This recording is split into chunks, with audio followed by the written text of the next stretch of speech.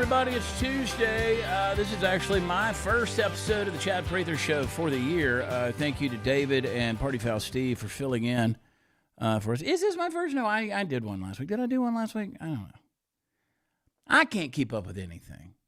I don't even know what year it is. It's 2026, right? Oh, it's fantastic. Mute your deal there. It's David Medina, our producer there in Portland, Oregon. I love that when I jump over on X, I was just saying this, when I jump over on X and I search Oregon, the first thing that pops up is info from David Medina, our producer. He's moving and shaking, man, turning Oregon red. People think that's impossible. It's not impossible.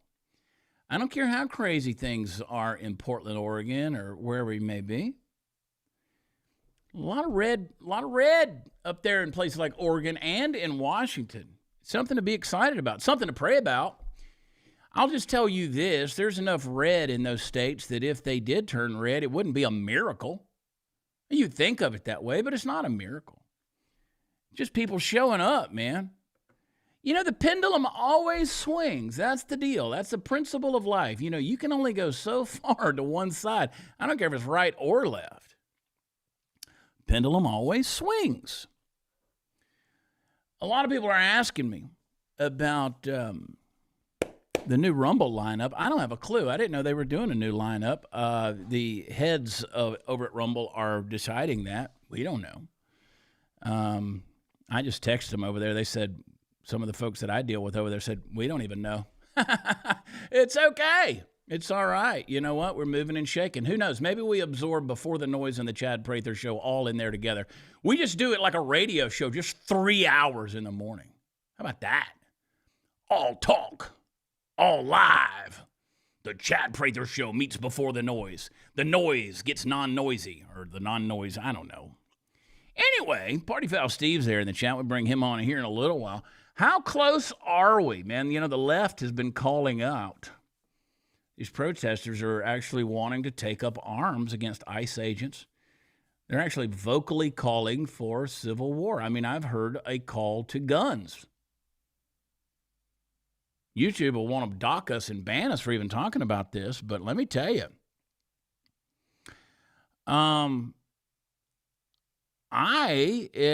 It's a little, well, Linda says that Graham told him which shows would air in the morning. Let's hear it, Linda. Tell us what Graham knows. I can tell you one show that's going to air in the morning, and that's Before the Noise. So let's see what's up. Let's see what's up. That's going to happen. But, you know, people calling for violence. There is violence. And I want to talk about that a little bit in this episode. And what I'm trying to do in these times is... What I really want to do is give us some underpinnings of foundational truth of why we got to this point. You know, I can give you the Bible studies in the morning, and I can give you the reasons behind the headlines, but yeah, we're living in this moment where these protests and these crowds are just swollen with anger because their excuses, what was it that Mark Ruffalo said at the Golden Globes? He said he feels unsafe. You weren't feeling so unsafe that you didn't put your stupid tuxedo on and go walk a red carpet. You got people, okay, so you got this fatal shooting, and it's a tragic deal of Renee Good by the ICE agent in Minneapolis. You know, can I just tell you that it's okay for nobody to be right in that situation? I mean, it was a bad situation, tragic situation. Everybody wants to pick a side, though. We got to pick a hero in it. I don't think there's any heroes in that deal. And unfortunately, those tragedies are going to keep repeating themselves because you have these demonstrations and these demands that are being made in the street that these federal agents that are there with authority, they're supposed to leave our streets and get out of our cities. Get out of our effing cities is what they're saying. Now, me personally, I'm sure you're like me. I don't particularly want federal agents having to patrol our streets. You don't want that, right? But we are in a crisis situation because of things done in former administrations where our borders were open And we are seeing not only the instigation of violence and crime that's there because of that, but a narrative that is being pushed out there that these people who came into our country illegally are supposed to be some kind of protected class. And so now when what happened to Renee Good happens, you have the people on the left who are screaming that the state used deadly force against one of its own citizens, and now there's a power that's got to answer for that. Now, okay, that impulse is understandable. Like any reasonable person looking at a scenario could think that. You know, you got somebody that dies in a highly charged confrontation with authority. There are going to be people who ask the logical question of why did this happen? And depending on what side they're going to come down on, they're going to demand a certain accountability. Now, me personally, like I said on another clip yesterday, if you jump in a snake pit, start kicking the snakes and get bit by a snake, I'm not going to question the snake. I'm going to question why in the hell you jumped in the snake pit. Renee Good jumped into the snake pit, okay? She jumped into a powder keg situation. I don't think she should have ever been there. Now, people have argued with me and said that it was her civil right to be there. Well, it's not your civil right to put your car from reverse into drive and step on the accelerator. I don't care if she was going 4 miles an hour or 40 miles an hour. That's not your civil rights. But beyond the circumstances here and the details, there's something deeper going on. And we need to ask ourselves this question. Why has the temperature overall, this situation excluded, the George Floyd situations excluded, all of that, why has the temperature of public discourse reached a point where you have voices out there that are on the edge, if not stepping fully over into the language of violence, and they're slapping terrorists on everything, particularly those who enforce the laws? How did our political psychology get to this point? Now, I think one part of the answer lies in identity and narrative, because over the last decade at least, you've got a lot of progressives. I don't even call them liberals anymore. They're progressive liberals. Liberal, it's unfair to even throw the word liberal out there. Liberal is not necessarily a bad word, but it's become a bad thing. But many progressives have come to define morality not as doing good, but as opposing what they see as an institutional expression of oppression. So like federal law enforcement, like ICE.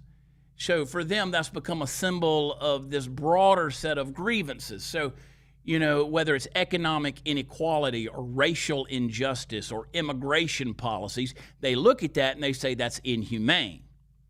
And when those symbols, like ICE, who represent those things in their mind, clash with everyday people, well, that becomes an existential crisis, because the enemy is no longer an abstract policy or idea out there. It's now become a person wearing a badge or wearing a mask or walking in the streets or driving through in a, with a siren on. So it increases the emotional intensity, and what's happening now is it's gotten to a point where it's lowering people's restraint. So part of the psychological, are you with me at all? I mean, blow up the chat with an American flag, anything in there, little dancing party foul Steve. I'm just telling you, there's a psychological transformation that's being amplified through grievance networks, right? Because now you don't just go out and protest. Now you got social media and the activist networks that are coordinating this nationwide deal where they're putting out messaging around these events like the Minneapolis shooting. And now something that happened locally becomes a national cause. And now everybody's enraged by it. So you have people out there who have not felt directly impacted by a particular incident. Nonetheless, they're adopting it as if that is their own because it fits into the larger story of systemic injustice. And so some corners, they're going to morph into this moral absolutism. You either oppose the institution entirely or you're complicit in its violence. So everything that I post on X now, everything you post on social media, if somebody knows you voted or supported the Trump administration, it doesn't matter what you post, everything you say, everything you come out of your mouth has now aligned you. You're complicit with the death of Renee Good in Minneapolis because you represent an institution entirely. See where that goes? See, that's that effect of the TDS, whatever you want to call it, where everything becomes about you being forced into the category and labeled along with the institution or the administration that they feel has violated their sense of right and wrong. Now, here's the problem with that. When you frame reality like that, there's no room for nuance and there's no room for de-escalation. That's why I said yesterday, you can't vote your way out of this. And when you don't trust the institutions, like for instance, there's conflicting accounts of this one event, for instance, okay? So whether a woman threatened an agent with her vehicle or whether she was fleeing and got unjustly shot, people like you and me, ordinary people, we're left to choose which version of the story we're being told feels true to us. So we're basing our objectification of an event based off our feelings. And if we disagree on that, it's not just a disagreement. Now we distrust one another. And when you distrust each other, it becomes a fertile soil for anger. You see where I'm going with this? So this is a psychological phenomenon that we're watching happen in real time. You got individuals that feel like every peaceful channel has been exhausted. They don't trust the institutions. They don't trust the narrative. They think everything is, you and everything you post is supporting something that they wholeheartedly and passionately disagree with. And these protesters, they don't believe that anything in this administration is ever going to produce something that is profitable or productive here. Nothing's going to change their mind. And so they're frustrated because of that. The frustration turns into rage, and the rage is now escalating into support, vocal support, for more confrontational tactics.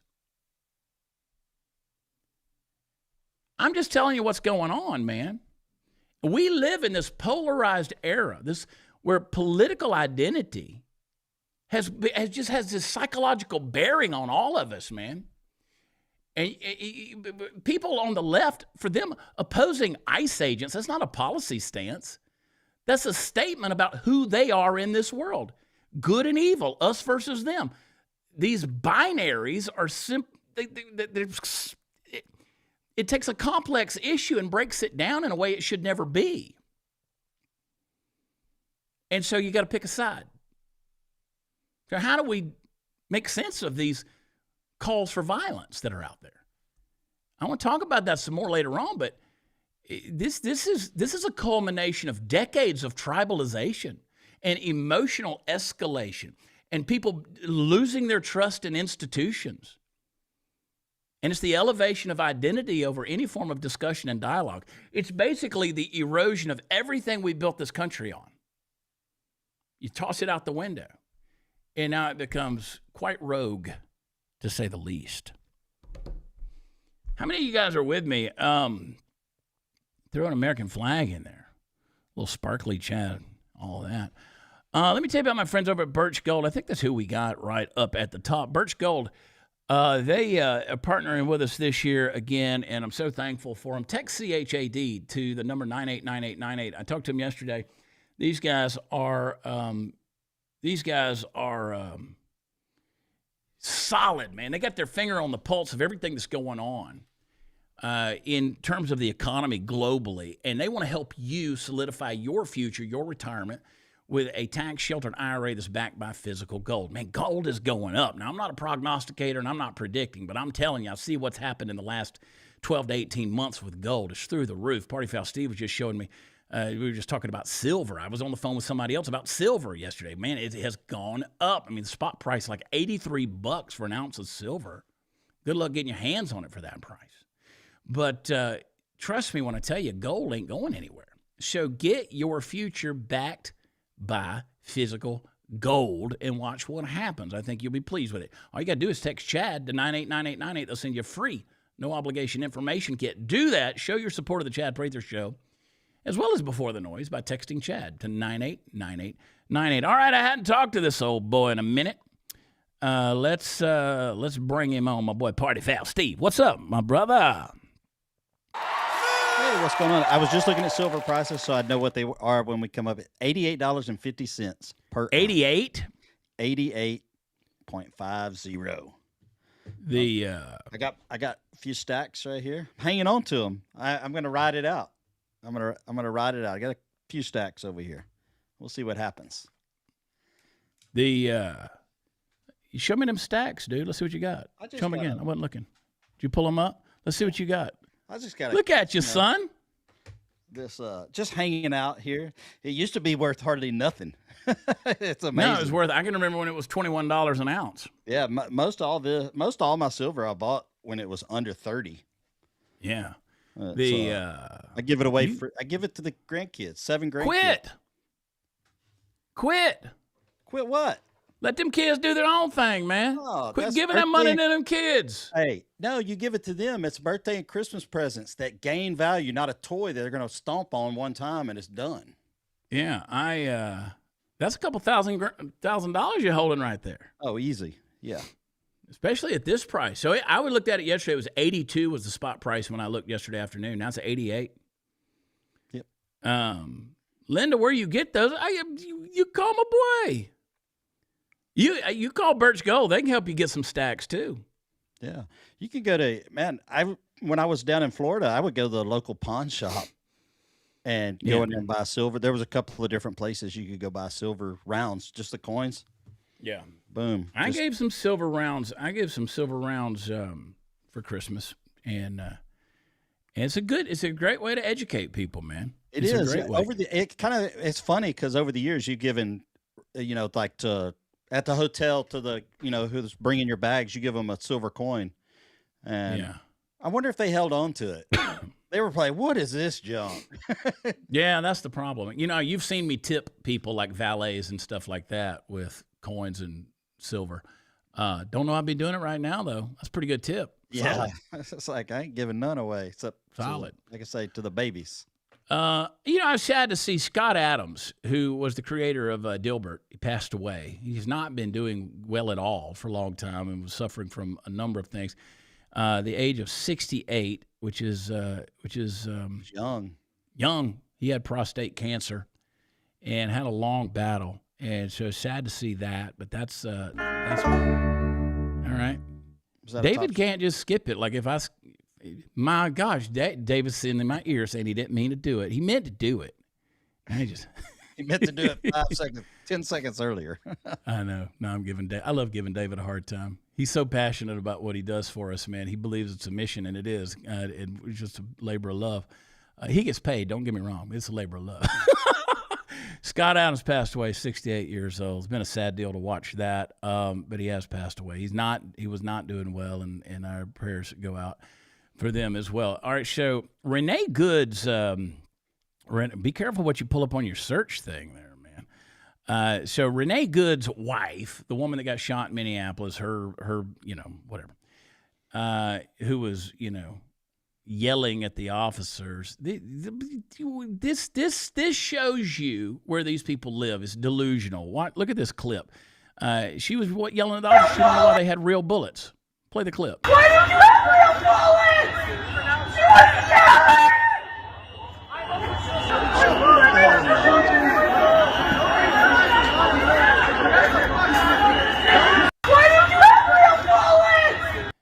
Again, these people, I know you're in the middle of a crisis and a tragedy right there, but you're screaming, why did you have real bullets, and screaming it's your fault. Now, if you saw the body cam footage of that, she was the one saying, drive, baby, drive, baby, drive. They don't live in a real world. They don't live in a real world. They're delusional. This is not one where you get to get resets here. This is not a video game. Where's the rest of her video from that entire day? That was not the first video of the day that the wife took. Does the FBI have that? I don't know. Because there is more video than just that little segment. Yeah. I mean, you look at this clip. Just watch and listen. So here's the body cam footage. She's screaming and yelling.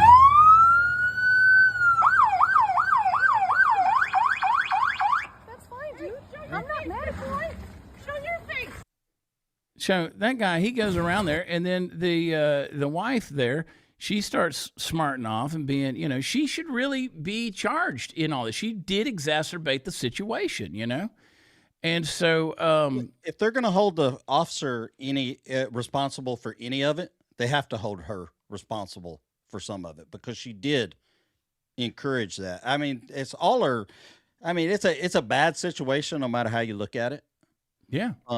But I'm gonna tell you, she had no business being there. If you're gonna be a protester, protest. Stand on the side of the street and hold your sign up. But the moment you start, I don't care if you're blocking civilian traffic on a highway, you're in the wrong place. Right. I had somebody the other day who wanted to challenge me on Facebook to a debate about the thing. And I'm like, look, I'm really not trying to fight everybody on social media these days. But, they basically said she had as much right to be there as somebody that comes to one of my comedy shows. Well, no, that's apples and oranges. Did she have a right to be in a public street in Minneapolis? Yeah, but just because you have the right to do something doesn't make what you're doing right. And if somebody comes to one of your comedy shows and they start acting out of line or getting ridiculous or stupid, you know what happens to them? They get removed.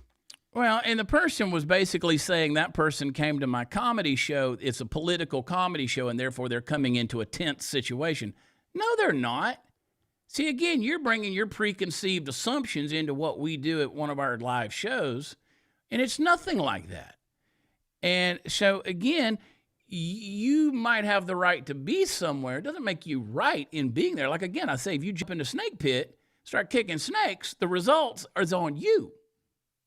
So, this is, and you're going to find out more and more. We're already finding out. You're going to find out this woman, she wasn't Mother of the Year. She already lost custody of her children, right? The grandparents were taken over, Everybody was like, oh, these children lost their mother. Well, a lot of people lose a parent when they get into a stupid situation. They lost their mother to the woke mind virus way before this ever happened. Way before that happened. So let's play this clip right here. Look at this. There's a part of me that feels very, very sad for this woman, not just because she lost her life, but because I think she is a victim of left-wing ideology. What young mother shows up and decides they're going to throw their car in front of ICE officers who are enforcing legitimate law? You've got to be a little brainwashed to get to that point to where you're willing not just to protest, that's fine, not peacefully protest, but throw your vehicle in front of legitimate law enforcement officers and drive your car into them. To get to that point, you have to be, I think, radicalized in a very, very sad way. I certainly wish that she hadn't got there. I know there's an ICE officer right now who very much wishes he was not put in the position where he had to fire a gun to defend his own life. Yeah. Yeah. And when you start framing it, like I did a clip yesterday about the Golden Globes, I invite everybody to go watch it on YouTube and Rumble. Just a short clip where Wanda Sykes, who is, whatever, who immediately calls this guy a murderer. She's murdered by ICE agents. And that's, you see, they immediately jump to that conclusion because that makes the brainwashing continue of the victim mentality. So this that clip right there, what a circus. Mark Ruffalo said he's scared in America. Yeah, he looks real scared with his bow tie and his, and his permed hair. I just learned done. I've learned a long time ago. It just whatever happens, whatever the Hollywood elites come out, whatever side they're on, I just know that I'm taking the other side. Yeah, nobody cares. And people ask me, why do I talk about the Hollywood opinion, the celebrity opinion? And again, I've told you in the past, we do that in order to give you some ammunition because culture is listening to that. Kids are listening to that. Your children and your family members in the household are watching them on TV and on the big screen every single day, watching them on their phones. Right. They look up to those people, whether they think they do or not. They take their opinion as fact.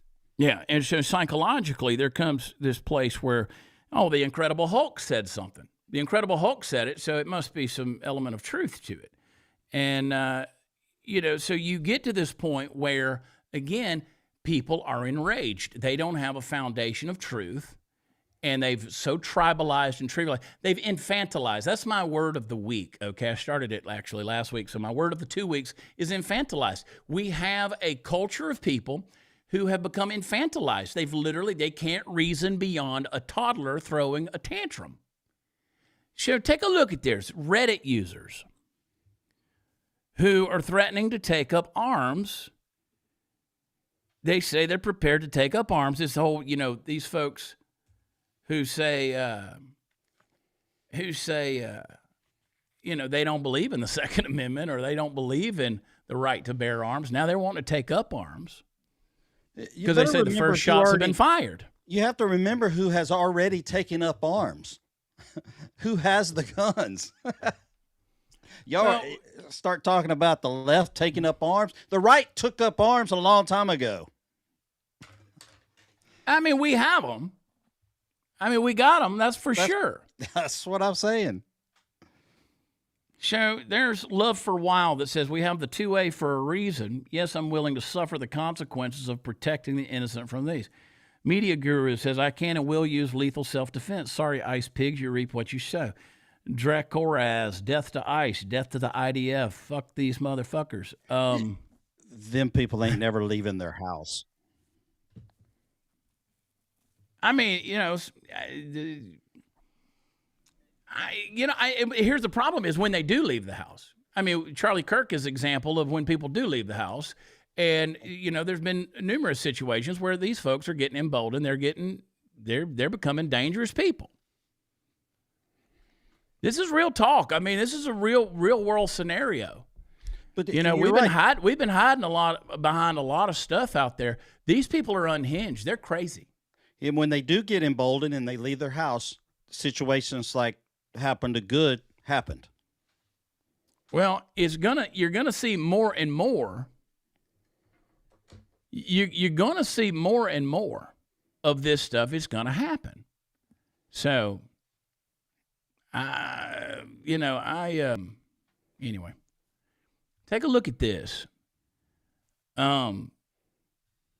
Liberals calling for the boycott of their local fire departments because one of them in West Virginia was spotted helping ICE arrest illegal aliens on a roof. Play it.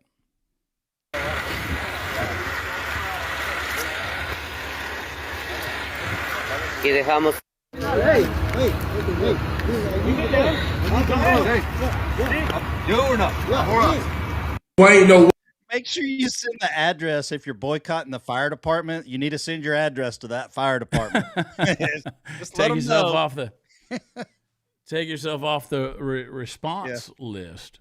Save some time, Oh man, it's crazy, bro. Byron Donalds, he went after Tim Walz. Just play this clip. Watch this masterclass. You said earlier that the ICE agents under the orders of President Trump are a modern-day Gestapo. Do you realize how disgusting a phrase that is, considering the history of Nazi Germany? Would you like to recant that statement? What I said, Congressman, and I have a long history of supporting law enforcement, I said President Trump was using them as his modern-day Gestapo, not identifying who you are, coming up in unmarked vans, taking people away and giving... Is it the responsibility of ICE to actually deport illegal aliens in the United States who are here? Isn't that their responsibility? Yes, it is, Congressman, except that the Constitution is not an inconvenience. It's not an either-or. Nobody said an inconvenience. He have a responsibility to deport illegal aliens, and the president is going through that process right now. And let's be very clear, the previous administration, they abused every process there is under border laws to allow more than 10 million people into the country illegally. And this is a burden on all Americans. And so the president is doing his job. So it is sick to refer to Americans who are ICE agents as Gestapo. Governor, you're wrong. You need to apologize to these agents. They're doing their jobs. They are Americans. They serve this country with honor and decency and respect. Do not diminish their work simply because you tried to make a cheap point. Bring him back to gym class. I love Byron Donalds. I love Byron Donalds, and Tim Walz got schooled on that one. I mean, but again, that's the type of dialogue and language and vocabulary. So just yesterday, you know, I made a post the other day on social media. Actually, I did a video about the problem of progressive liberalism in this country. And I've developed 21 theses, okay? 21 theses of progressive liberalism in America today. There's 21 points. Everything that you see in the news headlines, I'm going to publish this somehow. I don't know how I'm going to do it, but I developed 21 basic points of this is how they communicate their outrage, or they look at this is their worldview, this is their paradigm. But I made a post. It was a transcription of a video clip that we put out. It was about 15 minutes long. And I posted it out there, and there were people who came after me, obviously, because of that. And in it, there were people who were calling me everything from Nazi to fascist to Christo-fascist to Christian nationalist and a white supremacist and a pointy hood and all these different things. And I said, you know, the fact that you want to collapse everything into your categories and labels is very telling about the fact that you're not open to any level of discussion, and what you'd rather do is just eradicate me off the scene completely. And they said, tell me where I've called for you to be wiped off. Well, you did it when you called me a fascist and a Nazi and a white supremacist and a pointy hood and all those kind of things. That's exactly what you're calling. You don't get to go out now and turn around and say, no, what I said was they're using Gestapo tactics. Trump is using them as his Gestapo arm of the law. You don't get to pontificate from some moral place of superiority after you've already identified somebody as something, a category or a label of people that needs to be eradicated. You don't get to do that. That's what Tim Walz tried to do. So kudos to Byron Donalds for calling him on the carpet on that. And again, but the damage has been done. And when you keep doing this, these politicians, we saw it in Oregon last week when these politicians keep calling American citizens these names, or officers and agents these names, dehumanizing them, violence is going to increase. It will. This morning, just an hour ago, I was called a transphobe. And at first, you scared of trans people? I'm not scared of them, but that was the label that was given to the whole thing about the, thing going on in the Supreme Court. And my thought was, I'm like, okay, I'll take that one. You can label me that. I'm like, I'm not, that's not, it doesn't upset me if you want to call me a transphobe. Well, that's one of the reasons I said, girls, women are women. Yeah, it's one of the reasons why I said in the first 10 minutes of Before the Noise this morning about how the labels are going to be there. They're going to call you names. But if you know who you are in Christ, then the identity is already sealed, right? So let's focus on that, because people are going to call you all kind of names, no matter what. And why'd you get called a transphobe? What did you do to deserve that? You have to go to my Facebook post and just read what I said was going on in the Supreme Court. I think I just said something that's like ridiculous that we have to have a Supreme Court decision. A decision on men and women's sports, basically, biological males. It's like, come on. It's like, that's literally just common sense. And one would think. My Facebook's kind of open to like everybody in the world can comment on it. And for the most part, they stay off of it and don't call me names. But when they do, I just send them away forever. Well, I had a guy who was mad at me yesterday, and I spent enough time on him, more than I should. I'm really just going to start ignoring. I'm going to try to start ignoring more people, but you can't ignore people. You're way better at debating someone than I am. I have to delete them and just get rid of them. You're able to respond to them. It's difficult typing it out, right? And I'll tell you, and I told David this yesterday, I've told several people this, is what you're going to start seeing. Y'all pay attention to what I'm about to tell you, because this is going to enlighten you right here. What you're going to start seeing. How many years, those of you who have been a part of the Chad Prather Show, how many years have I been telling you that critical thinking we must protect critical thinking, learn it, protect it, defend it, all of that stuff. But it's a lost skill. And because of that, watch what's going to start happening. If somebody gets their butt handed to them in a debate, or you break down what they're saying and you come back with something they can't defend, they're going to start accusing you of using ChatGPT or AI in order to debate them. Because the idea of critical thinking and common sense is so foreign to them that they think you must be using ChatGPT in order to have the debate. And you watch what's going to happen. Just like David. David, pull up that clip where your protesters out there had your name on the poster. I love that. David pulls up in Portland, Oregon the other day, and he had a protester out there that had a sign ready-made for him with his name on it. And a lot of people, when he showed that clip, a lot of people said that was AI generated. And I said, watch what happens. Everything that somebody disagrees with or just can't comprehend or think critically about, they're going to start accusing it of being ChatGPT and AI. So yesterday I was having I guess you want to call it a debate. And after a while, this dude just wasn't hearing it. So I said, listen, I'm not spending any more time with somebody who spent that much time in the birth canal with their head squeezed. Like, I can't get through to you, so I'm just going to leave you alone. And just like a Christo-fascist, you learned a big word. Watch David here. David pulls up, and watch what happens here. It's my friends. Hi, guys. Wait, we have a sign for you. Look. You have a sign for me? These old people. Oh, yes. David Medina. Jordan makes Klepper. A living by producing content that helps to exacerbate you don't like Jordan America's Klepper? partisan divide. That's a lot of words on the side. No, I think you guys are kind of two peas in the same pod. Do you know that I've confronted Jordan Klepper before? I don't like him. I don't know that. You don't like I him know you either. don't know. Hey, I still love you guys, though. You're still my favorite boomers. Sure. I got them to laugh. Woo! I love it. So people said that was AI. That's pretty sad, though. You know the protesters, David. I mean, like, dude, you know which ones are going to be out there every time. David has dinner with them, man. So it's no like matter WWE. No matter what the protest is, you got those certain group of people. They're going to be there to protest because that's what they. I don't know if they get paid to do it at that age or not, but maybe they are. Yeah, it's like WWE. David, he debates them on camera, and then they go to dinner together.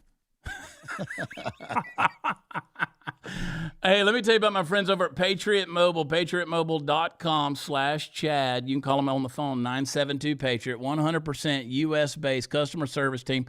Patriot Mobile's got a deal for you. No matter what your budget is, they can help you. And here's the beauty of using their cell phone service is they are constitutional patriots. They're Christian conservative wireless provider. In fact, America's only one that's outwardly, outspokenly Christian and conservative. And you go to patriotmobile.com/Chad. They use the same cell towers as the big three. The difference is they don't send any of your bill, your hard-earned money, to the leftist, crazy, progressive causes out there, and the big three do. But Patriot Mobile's got a deal for you. They'll work with you. They got the great coverage. They got a plan that'll fit whatever you need. You need a new phone, need a new number, need to keep all your same stuff, just switch everything over. Just call them on the phone, 972-PATRIOT. If you're a first responder or military hero, they'll give you free activation. Give you a free month, man. They do all kind of things for you. Just keep asking them. Tell them I sent you. But go over to patriotmobile.com/Chad. If you haven't made the switch, I want you to think about making the switch today. Steelers and Texans last night, man. Texans pulled it out. That should have been a really ugly game, but it wasn't as bad as it. The pre-game stuff, they said it's going to depend on defense for both teams. Mm-hmm. And it sure enough did. It depended on the defense because Houston was not firing on all cylinders at all offensive-wise. No. C.J. Stroud struggles. Yeah, he's struggling a little bit. I like C.J. Don't get me wrong. Yeah, I do too. And he's normally such an accurate passer, and some of his passes were just off. But this was kind of cool, man. You're seeing more and more of this where these guys, C.J. Stroud, even in his college days, he's been very outspoken about his faith, and they got together, both teams, they dropped down to a knee, man, and check this out. Pull it down to the clip, and they got together midfield and prayed. So I love to see it. I do too. I can remember in school back in the day, you did this after every game with the opposing team. Not everyone, but most everyone, including coaches, would get out and say a prayer after the game. Yeah. Yeah. It's like, we're lost. There you go. The Texans ended Aaron Rodgers' career last night. Did they? Is he done? I hope so. He needs to be done. He needs to be done. Dude, no, he's going to lay out until next year, and some team somewhere is going to need somebody to step in and be the man for a couple of weeks, and he'll step back in, like Phillip Rivers. I hope not. I mean, I really hope not. Surely there's some talent out there. We don't have to keep hiring these guys that are my age. Yeah, no, but he's still pretty good. Well, still he didn't. I ain't building a franchise on him, so why am I going to give him time? Yeah. So, yeah. What are the Steelers going to do with their coach? So here the Texans defensive end Will Anderson Jr. giving glory to Jesus. Play this clip real here. Runs it in. What did you think as the big fella was rumbling toward the end zone? Yeah, first thing I give all glory to God, man. Thank you, Jesus Christ, man. We have a scripture saying, man, let our light shine before you got that. When people see us play, man, they glorify your name. So just a shout out to Jesus Christ, man. And I told Rank, I said, Rank, I had a dream you had to scoop and score. But not a scoop and score. I had a dream you had to scoop. But I don't know what's going to happen after that. And the dream came true, so there. But shout out to God that I'm so happy to have back here. He was a big vet in my rookie year. And to be able to be in the playoffs with him again, man, it's just spectacular. I love it. I love it. I love it. I love it. He's a rookie. He's a rookie. I love it. It reminds me of that song, Let's Make Jesus Famous Again. You ever heard it? I heard it, actually. I should tell people, like, on Before the Noise with all those people watching, they don't have a clue. A lot of them don't have a clue who I am or what I've ever done, that there's a song out there called Famous Again, and I bet you it actually spent 4 or 5 weeks at #1 on the Positive Country charts. Okay, Chad, I'm going to challenge you to getting that back to #1 on that Positive Country music chart. The problem is the charts have got to start paying attention. It's all about the radio promoters. It's not about how many spins you get. Okay. It's all about the so charts. You still play bogus. that radio game in that genre? I don't know. I don't know how any of that works, man. Yeah. That whole industry is elusive to me. But yeah, Famous Again. It's a good song. And which, by the way, before we get into the Bible questions, I think there are a couple of them got sent in, right? Yeah, I got a couple. The Ragamuffins, we're doing a very, very, very special little get-together show. It's not a show, it's a gathering, okay? You'll be there at Lucy Blues, our little spot in Conroe, Texas. It only seats like 75 people. So it's going to be very intimate. It's going to be a lot of fun. Someone very, very famous that everyone knows, his parents are going to be there. That's what we do, man. We don't bring the famous people, and we bring the parents of the famous people. Yeah, even better. It'll be a nice, intimate setting, and man, I like the direction the Ragamuffins that you've taken that, and the direction you've taken this show. It's just. There's enough of the crap out there. There's enough of it. There's enough of the chaos and the rage baiting. And I'll still dress somebody down with, what I got. But we're going to do that. Then we're going to go down to Kemah, Jackie's Bar and Grill, Jackie's Brick House. I don't know what they call it anymore. Jackie's down in Kemah. Everybody knows Jackie's. We'll be down there the 24th. So the 23rd in Conroe, the 24th in Kemah. Then back in Granbury, Texas at New Granbury Live, which is a cool theater on the town square there in Granbury, Texas. And then I'm in Cleveland, Texas at the Texan Theater on the 7th of February. That's a show I didn't even know existed. Yeah, I'd forgotten all about it. It wasn't on my calendar. I saw it on the calendar, and I was like, Cleveland, Texas, how did that happen? Oh, we do it every year. It's a great theater over there. The Texan Theater has just changed ownership. Okay. Oh, yeah. While you were in Florida, man. They reopened. Years. They reopened that theater. It's a fantastic theater. So I've done 2 shows over there. And so February 7th, I don't know exactly what kind of show I'm going to do, but I'm going to do it. And then we're doing the Carolinas next month in February. We're doing Greensboro. We're doing Charlotte. We're doing Greenville, South Carolina. I think 3 nights in Greensboro, North Carolina. I guess we just need to go move to the Carolinas for a couple of weeks, huh? Nope, just one weekend. Just one weekend. Oh, all of those cities are in one weekend? One weekend. Okay. So Charlotte's a Wednesday night, then Greenville's a Thursday night, and then Friday, Saturday, Sunday night are going to be in Greensboro. All at the Comedy Zone. Nice. So, anyway. All right, let's move kind of quick. How many questions we got? I pulled 2 questions because I knew where we were going today in the show. So all right, let me get in the chat here. Get in the chat. Blow up. Put some Party Foul Steves in the chat. I want to see a bunch of them. Make me feel good. I need to feel good today. I'm headed over to deer. I'm headed over to Chad's house to steal some more stuff today. The neighboring hunting ranch killed Tony's deer. The deer you've been tracking all season long got killed by somebody else. Yeah. Anyway, there's more. It was just that particular one. Anyway, All right. Hey, let's get to these questions. Question number one. How do you handle situations where you feel led to offer a word of correction, but are either unsure of how, when, or even if you should? One of my goals this year is to grow in discernment of how to be a stepping stone for others and not a stumbling block. Some practical thoughts to keep in mind would be great place to start. Thank you. Yeah. By the way, somebody said Cleveland or Cleburne. It's Cleveland. Cleveland. Man. Like Ohio, but it's in Texas. All right. First thing, I hear what you're saying. So let me kind of shoot in the dark because I don't know the situation. First thing you need to do is examine your heart before you go confront somebody, because the Bible says that any correction always starts with self-examination. That's why Jesus said, remove the log from your own eye before you address the speck in another person's eye, right? So you need to ask yourself, is this impulse to correct somebody, what's it being driven by? Is it love or is it frustration? Is it a desire to be right? Because, again, if you correct somebody in the wrong motive, then that becomes condemnation, and that's the way they're going to take it. And also, what kind of relationship are you in with that person? See, I have people all the time that want to send me emails and want to correct me. I don't know you. I don't know you. You're not in a relational, covenantal position to correct me because not every truth is yours to deliver, right? So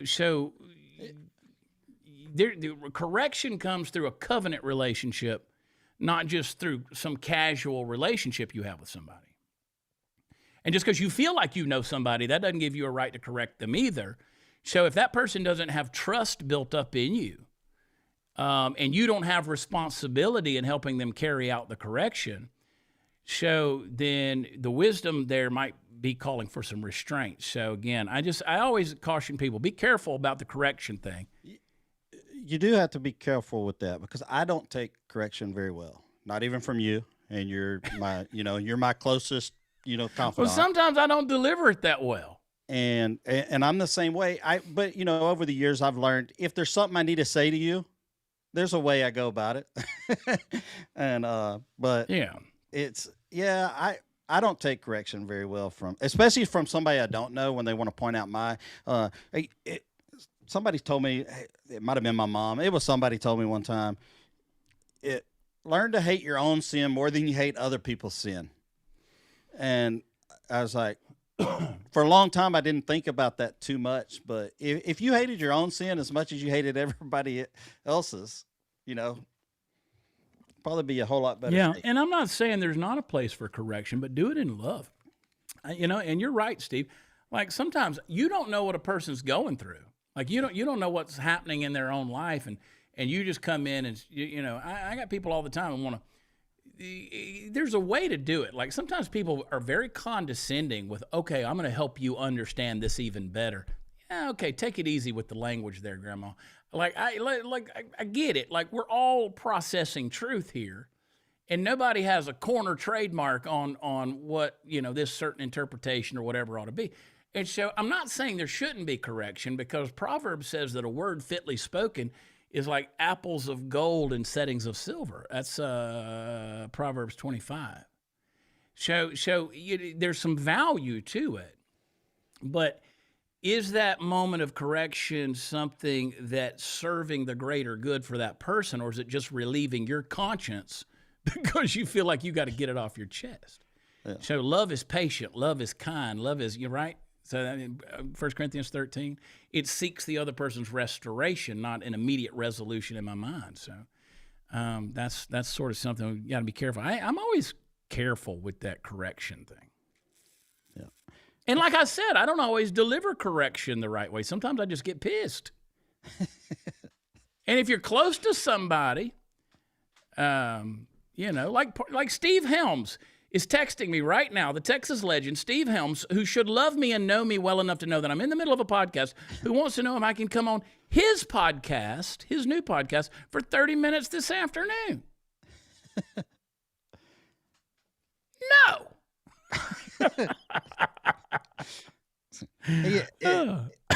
He's watching. He's a faithful watcher of all your shows. So. Oh, come on. He doesn't miss one. He watching The Price is Right. I know. I'm trying to. Steve is Steve Steve Helms, Texas legend Steve Helms. He does have a new podcast called Sound Check. I told him what to name it. Actually, I'll take credit for that. And got a new podcast. What do you sit there and go check, mic check? Yeah, I don't know, but he wants to know if I'll come on the show. Yell at the sound guy. I know. Give me another question. All right, another question number 2. Are demons / evil spirits allowed? Did we answer the last question? Did we answer that? Yeah, okay. I think we kind of answered the one about correcting. I think so. All I'm saying is be willing to be silent and pray about the situation, because sometimes the most faithful response you can give somebody is just praying for them and not necessarily the instruction, right? But let love and prayer guide that, okay? So anyway. I was going to say the same thing. You got to pray for the discernment. And sometimes discernment you almost have to practice it. And sometimes you'll be good at it, sometimes not so good about having some discernment. But all right, question number 2. Are demons / evil spirits allowed to possess special needs persons? Are those special needs people protected because they have a childlike spirit? Thanks so much for your time and knowledge. Well, yes and none of the above. Okay, so anyone can. Let's separate what's the difference between demon possession, which is the phrase that people like to use, versus demon harassment, because there's a big difference. You don't see, very rarely are you going to see something where somebody is totally possessed of a demon, right? There have been cases historically where the possession was so real and so thorough that people just didn't know what to do.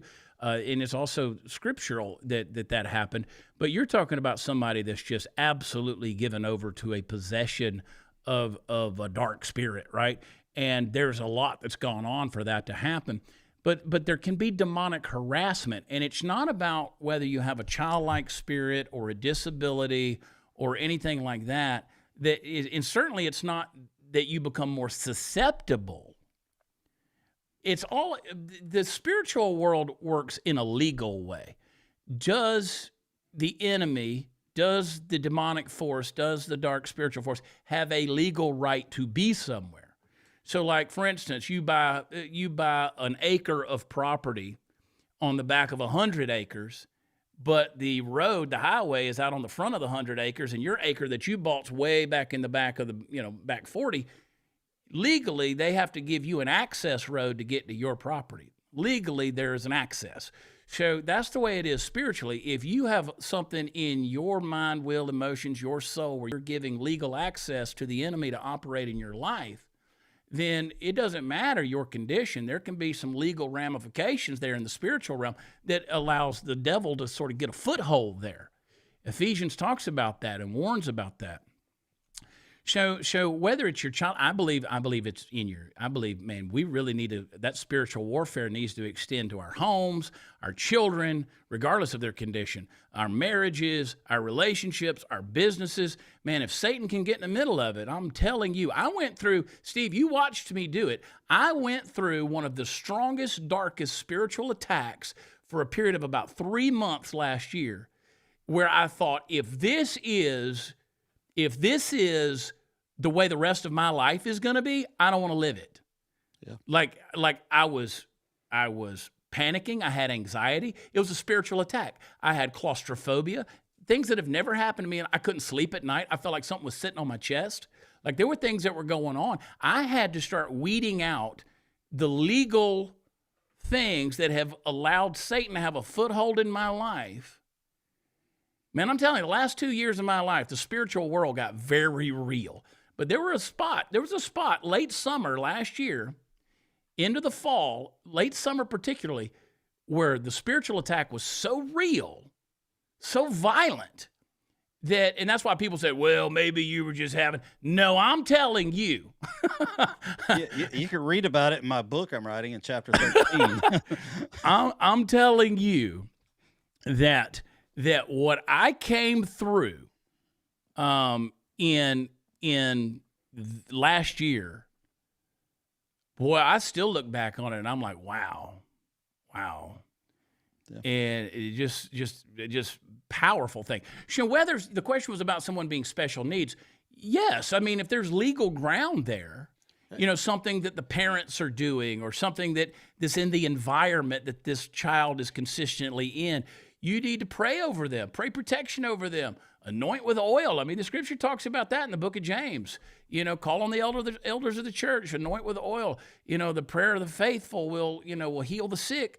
There's a lot of those things that I think where you're cleansing a house, you're cleansing a situation, and recommitting covenantally things to God and your relationships to God and your parenting to God, your children to God, and all those. Because again, wherever there's a foothold, you just never know. It's a mysterious thing, which is why we seriously need to get back to something I was talking about this morning, which is that spiritual discernment.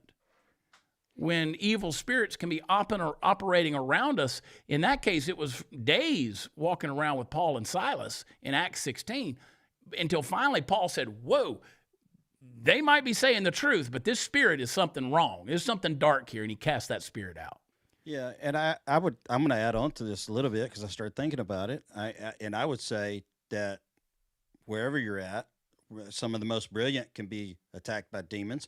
So some of the least brilliant. It's about accountability, and what accountability in the eyes of God is a child being held accountable for that demon possession or spirit thing. That's my thoughts on it. I don't know if there's any. That's profound, Steve. What you just said is actually really, really profound because if there's no regard in the spiritual realm for how smart somebody is, there's no regard for how incapable someone can be, right? So again, there's no, God's no respecter of persons is what the scripture says, but the spiritual realm's no respecter of persons either. Again, they operate legally. Where do they have permission to operate? You got to cut off those permissions. You got to cut off those access points. When you cut those off, you lose the foothold, or they lose the foothold, and you start moving. Again, go read Ephesians. Read the last 3 chapters of Ephesians. You think Ephesians 6 is about spiritual warfare because it's the spiritual armor of God. No, it all builds up right there. He says, what is it in earlier where he's talking about giving a foothold to the devil. Be angry and sin not. And, all of that context there about that legal, So, and again, I want to clarify something. Satan is not the opposite of God. Lucifer was a created being. He's a defeated archangel. He was cast out because of his pride. He's not opposite of God. He's not all-knowing. He's not all-powerful. He's not omnipresent. He's not in all those places. And so stop equating the power of Satan or the power of the devil and his demons and darkness and those spiritual forces to the level of godhood. They're not. They operate by permission only. The thief comes to steal, kill, and destroy. The lion is out there seeking whom he may devour, but I'm telling you, that lion is on a leash. He can only go so far. You need to stop letting the leash out. So, and I love that, KB. Resist the devil and he will flee from you. All of that stuff, that's a heart posture. That's a military posture, actually. So again, you can have demonic possession and then there's demonic oppression. Most people are dealing with oppression, and that's happening because of legal ground that's been given to them spiritually. So there you go. There you go. You drink and make wellness right now? Yeah, I am. I'm back on it. I took a break from Christmas, like right before mistake. I made that fatal mistake of getting off of it, and I'm on it, boy. My T-shirt started tightening up. I was like, all right, it's time to get back on the Make Wellness. Well, people need to join my team. You can join my team. The link's in the comment right now. Let me just say the 3. We simplified it. The 3 you need to be on: lean, fit, and restored. That restored, I will never go to bed without taking restored ever again, Lord willing. It gives me the deepest sleep. I dream. And it's not for everybody. I'm not giving you a medical recommendation here. It's not for everybody. Some people don't like it. Yeah. But I love it. I like it. It's just like anything else. You do something for a little while, and it sets you hey, I'm like this. Then I got off of it, and the weight started coming back on. I mean, I kind of combine that with all the good food and stuff like that over the holidays, and I just like. Oh, you know what I made? You know what's waiting downstairs in the crock pot, Steve? Every day beans. you're sending me pictures of food. I cook every day, man.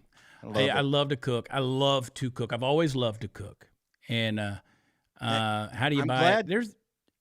I'm glad you're finding the time to do it now, because you went many years where you just really, it was like, I know. I know. Fast food every night. So how do you buy it? How do you buy it? Go over to you can jump on. Throw the link in there. Yeah, you can anywhere on mine. There you go. Make Wellness. Party Foul Steve's got his link right there. It is the fastest growing, the most successful first year for a direct sales company in the history of direct sales companies. $100 million first year. If I could tell you to go back and get in Amazon in the first year, you'd do it, or Yahoo, or Nike, or Tesla. You'd go back and do it. People need to join this. It's a good thing, and it works. But here's the deal. You got to keep up with it. You got to keep doing it. It's peptides. It's not an overnight thing. So here's the thing. Oh, by the way, I cooked some beans, Steve, with my special seasonings. Did you? Oh, you did. Did you get that bag of the I sure did. I ain't letting you have it. Yeah, I got one of them. KickItUpTexas.com. That's the seasoning right there. I'll give her a free plug. That's insanely good. It is so good. I put it in everything now. If it goes in a crock pot or something like that, I'm sprinkling that stuff in. KickItUpTexas.com, and let me tell you, those beans, I cooked them for 8 hours, 9 hours. They're down there still on the warmer. Oh my gosh, Steve. You send me a picture of food, and then I go, we already ate. I forgot to take a picture. I'm going to be, I made sausage. We made sausage the same day. It was a sausage fest. Sausage fest halfway across the country from one another. You did sausage. I did sausage. All God's children's got sausage. I'm going to see my cardiologist tomorrow. Getting some more tests done tomorrow. And so be praying for me. I had some episodes this past year. And so, staying on top of it. Yeah, you got to stay on top of that. But those beans are good for your heart. The more you eat them, the more you... Yeah. But I'm going to see my cardiologist tomorrow afternoon. And, we're 53. Like I said, things aren't falling off, but they're falling apart, man. Yesterday, I did cook fajitas yesterday, but yesterday for about 3 hours, I babysat two of the grandbabies, the 5-year-old and the 2-year-old. Yeah. And let me tell you, I just let them do whatever they want. I sat in my chair, and they run up and down the hallway screaming. No Mimi was there. No parents were there. They screamed to the top of their lungs. You know what? I can tune them out. Hey, let me give everybody a quick final word. Y'all go follow @PartyFoulSteve. Let me give everybody a quick final thought here on all this deal about all that. Steve's out there giving everybody silver and letting them do whatever they want to do.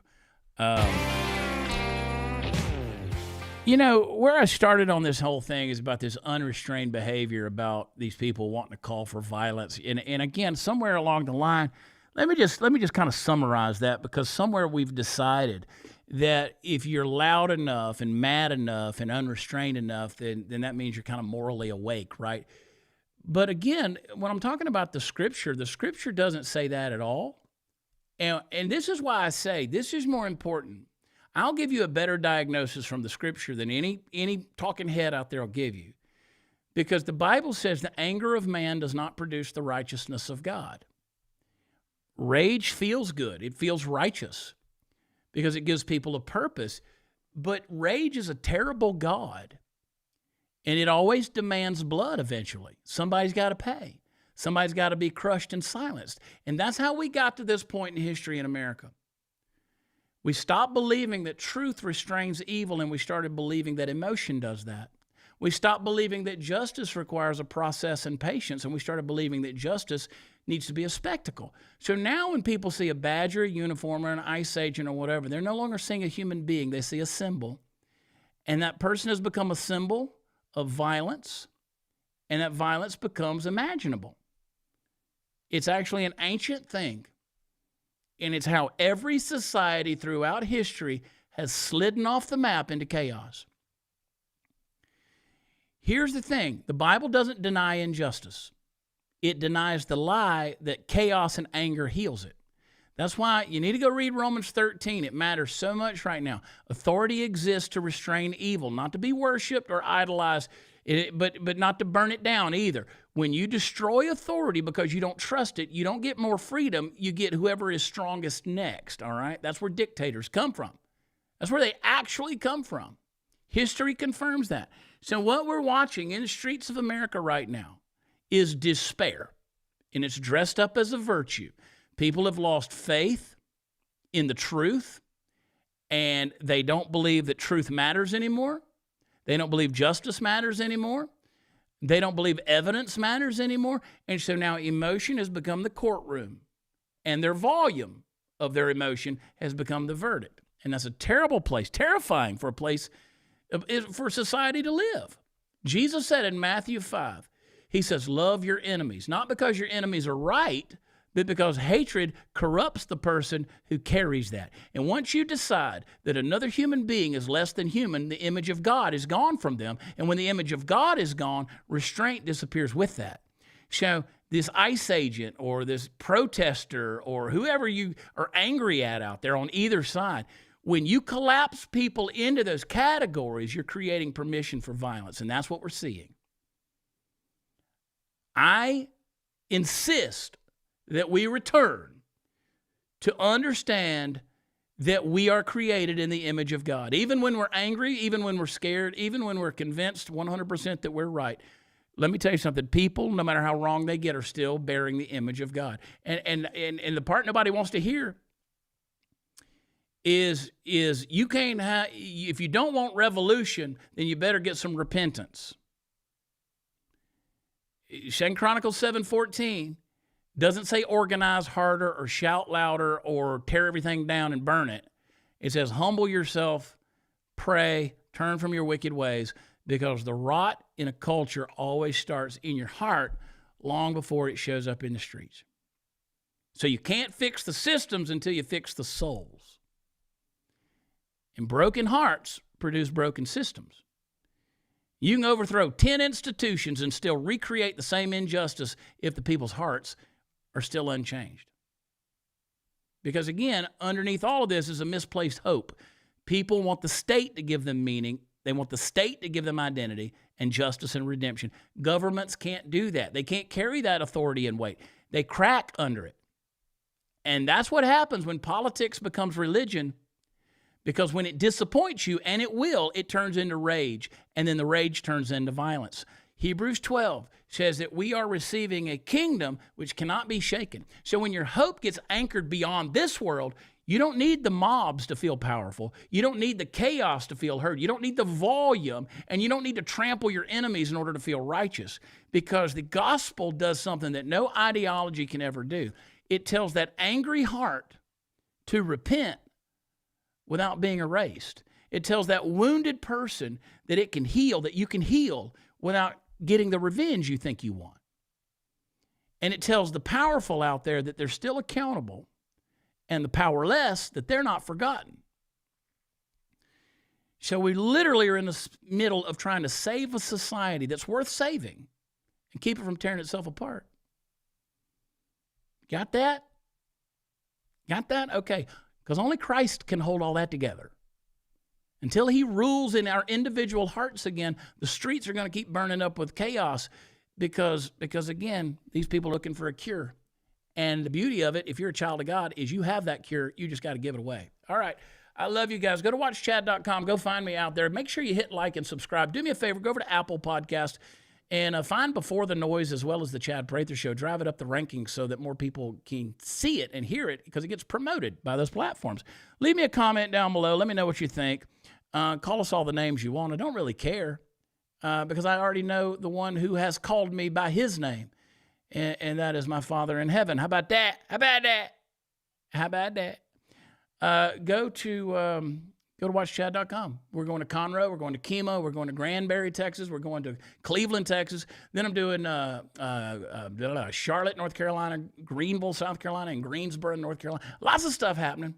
You'll find it at watchchad.com. Oh, and go join Above the Noise. Go join abovethenoise.com. Joinabovethenoise.com. And always putting new classes out there. Got a new one out there. Just put up 2 days ago. Go check it out. All right. Apple is evil. Get off Apple. No, I'm just telling you it's a tool, and all of them are evil inherently, but that's where the voice gets pushed out there. YouTube's evil. They're all evil. Trust me, in and of themselves, they're all evil. But the tool is what we're after. And the promotion, by using that tool, is what matters. Let's get the truth out there through all means, okay? I love you guys. God bless you. Thanks for tuning in. Share it if you can. And I'll see you guys tomorrow morning. Go back and watch some of my videos I put out there on the Rumble and the YouTube, some of those shorts out there. And before the noise, 8 a.m., 7 a.m. Central, follow at Party Foul Steve and follow at David Medina, PDX. See what's happening as David's on the front lines there in the Pacific Northwest, Portland, Oregon. All right, got to go. Talk to you later. God bless you. Bye.